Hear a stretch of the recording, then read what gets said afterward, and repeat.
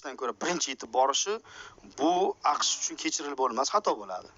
Va keyinchalik aytishadi, bitta Ukrainani deb sen Xitoyning mana shunday qudratli bo'lib ketishiga va Rossiya resurslariga yetib borishiga sababchi bo'lding deyshadi. Mana shunaqa global qaraganda Tramp bu yoqni tanladi va hammaga aytib qo'ydi. Farhod aka, mana shu telefon qo'ng'irog'ida yangi hujjat to'g'risida gap ketdi. Bu memorandum. Shunday. Ya'ni keyinchalik tuziladigan sulh yoki otash kesim shartnomasiga qaratilgan memorandum. Ya'ni undan oldin bu yangi hujjat, bu qanday vaqt cho'zishmi yoki real bir qandaydir harakatmi Farhod aka? Endi Tramp menimcha aytgan bo'lsa kerak Putingaki, endi meni ham vaziyatim to'g'ri tushun. Meni ham o'zimga yaxshi yarasha obro'yim bor, hamkorim bor va men ham nimadir bir natija ko'rsatishim kerak.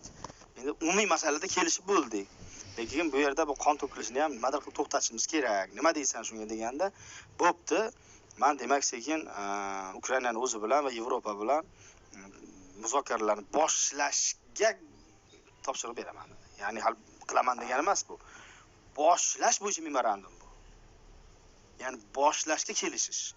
Muzokaralarga kelish emas bu. Muzokaralarning boshlanishiga kelishish. Va bu asnoganda Ukraina uchun dilemmani qo'yadi. Ukraina hozir juda murakkab vaziyatda, juda.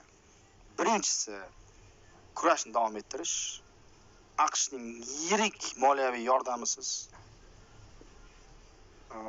va oxir-oqibat mag'lubiyatga ehtimolni oshishi.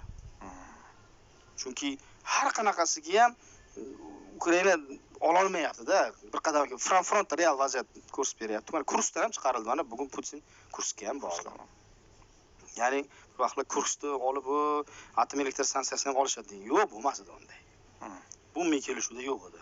Va bo'lib ham yadroviy obyektlarni yadroviy bo'lmagan davlatlarga topshirishmaydi, hattoki o'zining do'sti bo'lsa ham. Shunday kelishuv bor-da, mana Eronni ham Rossiya qo'llab-quvvatlamayapti-ku deyarli yadroviy masalada. Ya'ni bu yadroviy masala o'ziga xos alohida shartnomada u. Ya'ni bu yerda nima bo'lishidan qat'iy nazar, yadro va kosmos masalasi doim alohida bo'lgan. Mana kosmik stansiyalari dunyoda qanaqangi qarama-qarshi urush bo'lganda ham tepada amerikalik, xitoylik va rossiyalik bitta kabinkada stansiyada o'tirib ishlayverishi mumkin astronavtlar. Bu yerda urishish ham mumkin. Bu yerda muhim emas.